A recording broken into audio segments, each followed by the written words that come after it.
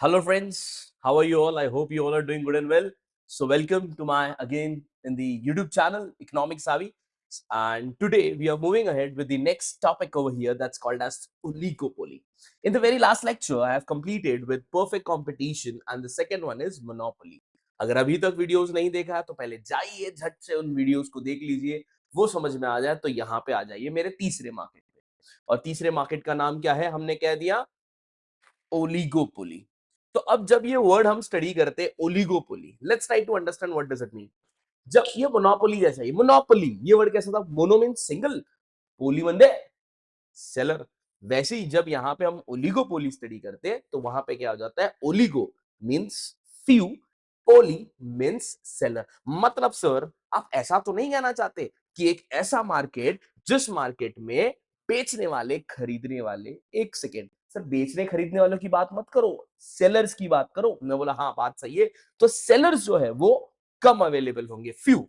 Sir sellers कम होंगे मतलब क्यों ऐसा, क्या उन लोगों को बिजनेस करने का मन नहीं है, ये बात है ना भैया ना, ये ना सोचना कि वो बिजनेस करना नहीं चाहते। ये एक ऐसा मार्केट है जहां पे लोग बिजनेस करना चाहते हैं बट बिजनेस कर नहीं पाते। सर इसका मतलब, सर क्योंकि बिकॉज इस मार्केट में बहुत ज्यादा रेस्ट्रिक्शंस अवेलेबल होता है in terms of finance, in terms of government regulations and etcetera. And that the reason इस मार्केट में बिजनेस करना इजी नहीं, डिफिकल्ट होता चला जाता है। Clear? Let's try to take an example. जैसे अगर आज बात करें बच्चा लोग, आप, मैं एग्जांपल दूंगा, आप सिर्फ सोचिएगा, just let me know how many airline companies do you know जो प्लेन्स उड़ाती है। एक जो मैं जानता हूं हमारे प्यारे एयर इंडिया, फिर और सोचे तो कौन से आ जाते हैं, स्पाइस जेट आ जाता है, सर फेवरेट सस्ता टिकाऊ इंडिगो आ जाता है ना। और विस्तारा जो था वो अब एयर इंडिया ने टेक ओवर कर लिया, तो वो भी नहीं आता है। मेरे हिसाब से तीन चार खत्म, और कोई रहेगा तो आप कमेंट सेक्शन में लिख दीजिएगा, ठीक है। तो मतलब सर लगभग चार या मैक्सिमम पकड़ लू तो सिर्फ पांच, सिर्फ ये पांच नाम है जो कहीं ना कहीं यहां अवेलेबल हो रहा है। ओके, और एग्जाम्पल दो ना सर, मैं बोला ठीक है और एक एग्जाम्पल लेते हैं। सीमेंट कंपनीज ले लें, चलो पहले ऑटोमोबाइल के बारे में बता दो, कार बनाने वाली गड्डी। सर गड्डी कहीं ना कहीं मेरे हिसाब से हमारे देश में पहली बनाती है टाटा, फेवरेट।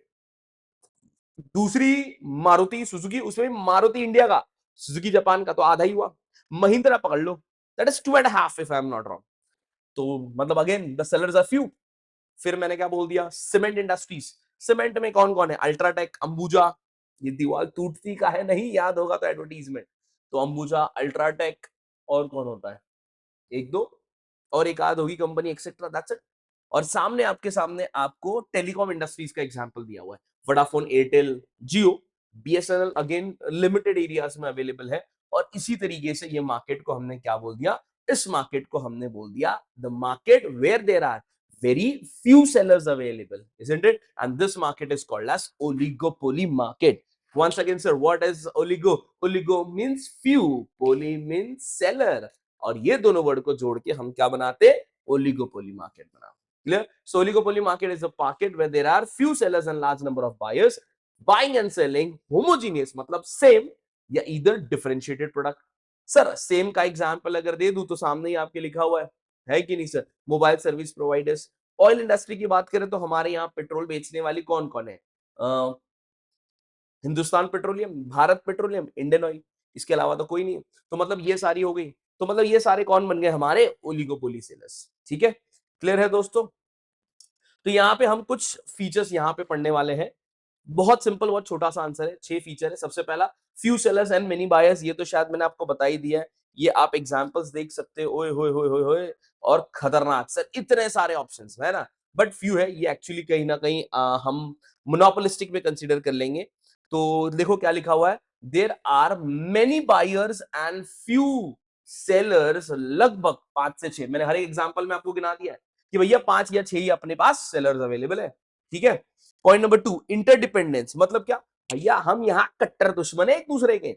मतलब अगर प्राइस में थोड़ा सा भी चेंजेस आता है तो वो चेंजेस हमें समझ में आ जाएगा। सर क्यों? Because we are rivalry product. मेरा नजर है, होता ना स्कूल में, भाई पूरे स्कूल में अपने, बोलता ना क्लासरूम में, किसी का भी 90-95% आए, घंटा फर्क नहीं पड़ रहा, बट यहीं पे अगर हमारे दोस्त का 1% भी ज्यादा आ जाए, सर तकलीफ होता है। क्यों? बिकॉज हम दोनों एक दूसरे से काफी ज्यादा कनेक्टेड है, तो इसी वजह से हम दोनों के एक दूसरे के हर चीज में नजर होती है। भाई उसने 1% भी ज्यादा लाया, घर अपने को तो चल जाता, हम दिल के बड़े, तकलीफ हमारे माँ बाप को हो जाती है, वो कहीं ना कहीं शुरू हो जाते, देखा तेरे साथ ही घूमता था, तू पढ़ने बैठता था वो तुझे बुला कर लेके जाता, आज उसी के सर कुछ ज्यादा नहीं, आपको आ गया 60, उसको आ गया 62, उसी के बात पे घर पे गाली पड़ रही है, बट पड़ रही है ना, दैट्स कॉल्ड इंटरडिपेंडेंस। मतलब जहां पे राइवल फर्म पे पूरा ध्यान दिया जाता है कि वो अपने प्राइस प्रोडक्ट में क्या कोई बदलाव ला रहा है या नहीं। That's your point number 2। Point number 3 भैया ये भी बहुत इंपॉर्टेंट है, मार्केट में दिखोगे तो बिकोगे। क्या बोला, वापस से नोट कर लीजिएगा, मार्केट में दिखोगे तो बिकोगे।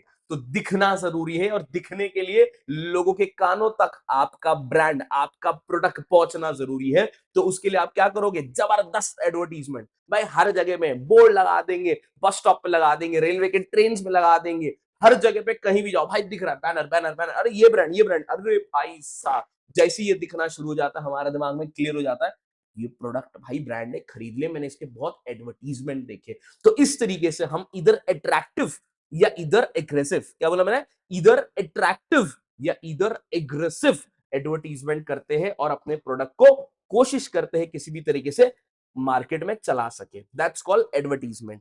Okay, next is barriers to entry. ये तो हमने डिस्कस कर लिया कि भैया हर किसी के बस में नहीं है कि वो जाके एरोप्लेन की कंपनी खोल दे, है ना, एयरलाइन कंपनी खोलने के लिए पहले प्लेन खरीदना है। अब प्लेन का खर्चा समझ लो कितना आ रहा है, प्लेन का खर्चा समझो ना कहकर भी दोस्तों क्या लगता है, 350 करोड़ का तो प्लेन आएगा। एक प्लेन में तो आपका धंधा चलेगा नहीं, 10 प्लेन भी पकड़ लो तो हो गए 350 और 10, 35,000 करोड़, नहीं कितने हो गए, 350, 3,500 करोड़, सॉरी 3,500 करोड़। वो फिर मेरे हिसाब से एयर होस्टेस का डिपार्टमेंट है वो भी तो लगेगा, पायलट चलो ठीक है तुम्हारा सर उड़ा लेगा प्लेन, बता देना मैं यूट्यूब से देख के उड़ा दूंगा, है कि नहीं। गवर्नमेंट का लाइसेंस, गवर्नमेंट को पैसा, भाई जहां प्लेन उतरेगा एयरपोर्ट के चार्जेस वो भी तो देने पड़ेंगे, तो वो भी है। तो ऐसे बहुत सारे खर्चे जो शायद यहाँ पे लगने वाले हमको, है कि नहीं। तो ये सारे के सारे खर्चों की वजह से कहीं ना कहीं ऐसा लगता है भाई यहाँ पे धंधा करने में मजा है, ठीक है, बट पैसे बहुत चाहिए। एक नॉर्मल बिजनेसमैन ऐसे बिजनेस में एंट्री नहीं कर सकता, इसीलिए इस बिजनेस का खासियत बन जाता है बैरियर्स टू एंट्री। क्या बन जाता है, barriers to entry. Next, lack of uniformity. यहाँ पे कुछ फर्म्स छोटे हैं, कुछ फर्म्स बड़े, सर हर कोई जानता है बड़े हमेशा रूल करते हैं, छोटे को कहीं ना कहीं मौका मिला तो कोशिश करेगा, और क्या। तो जो छोटे फर्म्स हैं वो कहीं ना कहीं बड़े फर्म्स के सामने घुटने टेक देते हैं। आते बहुत सारे कंपनीज, आपने कभी शार्क टैंक देखा होगा तो देखिए, बहुत सारे कंपनीज आती है मार्केट में, बट कितनी कंपनीज को सक्सेस मिलता है, no guarantee no ideology. So that the reason the problem becomes lack of uniformity.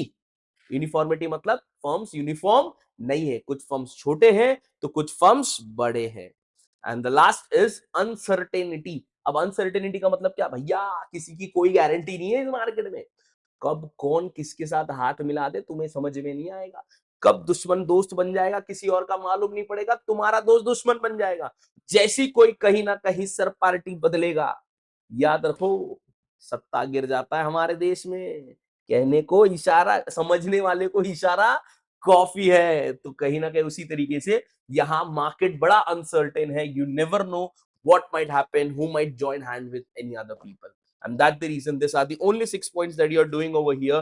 जरा वापस से एक बार recap ले लेते हैं sir, what are the features of oligopoly market, आपके स्क्रीन में आपके सामने है, जरा बिना देख के बिंदास सोच के याद करो। पहला, सेलर्स बहुत सारे हैं, नहीं बायर्स बहुत सारे हैं, सेलर्स बहुत थोड़ू है, कम अवेलेबल है।